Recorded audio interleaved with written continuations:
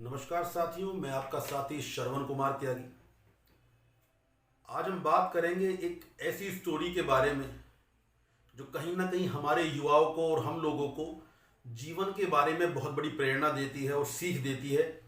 किस तरीके से यदि अपनी जिम्मेदारियों का एहसास हमें हो तो उसके बीच में हमारी उम्र और हमारी कैपेबिलिटी बाधा नहीं बनती।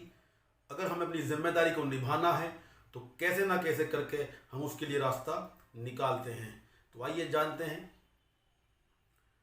एक 8 साल का लड़का विशाल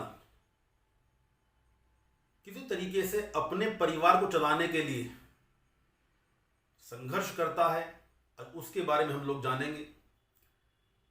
मैं मार्केट से गुजर रहा था तो मैंने वहां देखा कि एक 8 साल का बच्चा हाथ में अगरबत्ती जलाए कुछ पुराने टायर्स और पुरानी ट्यूब और कुछ मैकेनिकल सामान की पूजा कर रहा है हिंदू रीति रिवाज के अनुसार।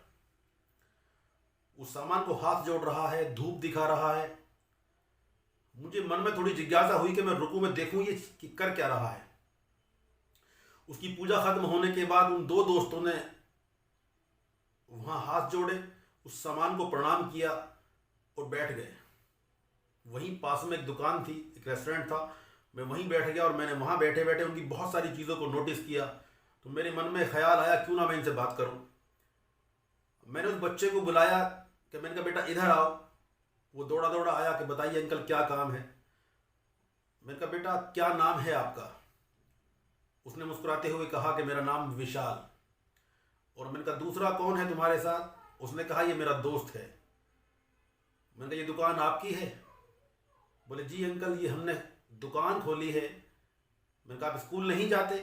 तो उसने मुझे कहा कि मैं स्कूल जाता था, मेरे पापा का एक्सीडेंट हुआ, उनका पैर टूट गया और वो बहुत लंबे टाइम तक कोई काम नहीं कर पाएंगे। मेरे घर में मेरी माँ और छोटे भाई बहन हैं, उनकी बहुत सारी परेशानियां हैं, बहुत सारी जिम्मेदारियां हैं। तो मैंने पढ़ाई को छोड़ करके इस दुकान को स्टार्ट किया है गाड़ी में पंचर बनाने की। थोड़ा सा मुझे अजीब लगा कि जहां आम परिवारों में 8 या 9 साल का बच्चा अपने हाथ से खाना नहीं सीखता, समझिएगा मेरी इस बात को, जहां 8 या 9 साल का बच्चा हमारे आम परिवारों में खाना नहीं सीखता, वहां एक परिवार का 8 साल का बच्चा अपने पूरे परिवार को खाना खिलाने के लिए सड़क पर संघर्ष करने को तैयार है। ये सीख हमें इस कहानी से मिलती है। जब अपने पूरे परिवार को खाना खिलाने के लिए सड़क पर संघर्ष करने को तैयार है, ये सीख हमें इस कहानी से मिलती है। जब जिम्मेदारियों का पहाड़ हमारे ऊपर टूटता हो, जब हमें जिम्मेदारियों का एहसास हो, तो उसके बीच में हमारे संसाधन और हमारी उम्र कभी बाधा नहीं बनती। मुझे उस लड़के ने इतना प्रेरित किया कि मैंने उससे बहुत सारी बातें की। बहुत कुछ चीजें ऐसी हैं जो मैंने वहां किया, उनके लिए मैं वो बता नहीं सकता। लेकिन मैंने उसे बहुत अप्रिशिएट किया और मैंने उससे कहा कि बेटा बहुत अच्छा काम कर रहे हो, लेकिन आपको साथ साथ में पढ़ाई भी जरूरी है।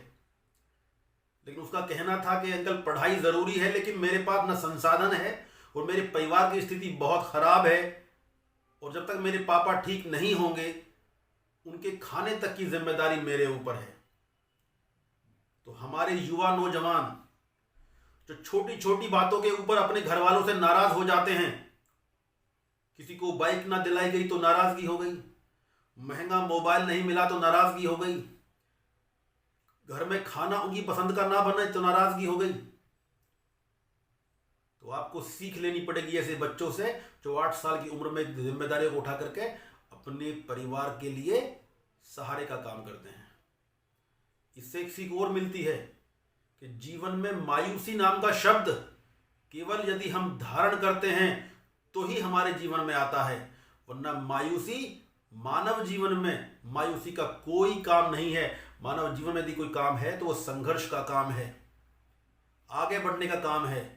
और कोई भी ऐसा काम जिससे आप अपने परिवार का पेट पाल सकें, जो सही हो, छोटा नहीं होता। ईमानदारी से किया गया कोई भी काम जिससे अपने परिवार का पेट पालने के लिए आप जीवन में आगे बढ़ते हो, कभी आपको बेइज्जत नहीं कराएगा। ये सीख भी हमें इस कहानी से मिलती है।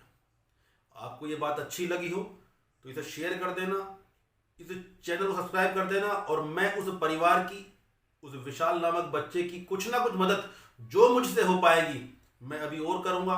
और अभी मैं इस स्टोरी को थोड़ा सा और कवर करूंगा। आप जुड़े रहिएगा, लगातार कुछ ना कुछ ऐसी कहानियां आपके हमारे बीच में जो जीवन में कुछ प्रेरणा देती हों आती रहेंगी। जय हिंद, जय भारत। सपोर्ट कीजिए और अपने आसपास जब भी आप किसी ऐसे मजबूर बच्चे को देखें जो खेलने कूदने और पढ़ने की उम्र में अपने परिवार की जिम्मेदारी उठा रहा हो तो उसे अप्रिशिएट कीजिए और जो संभव हो सके उसकी मदद कीजिए। बहुत बहुत धन्यवाद। जय हिंद, जय भारत।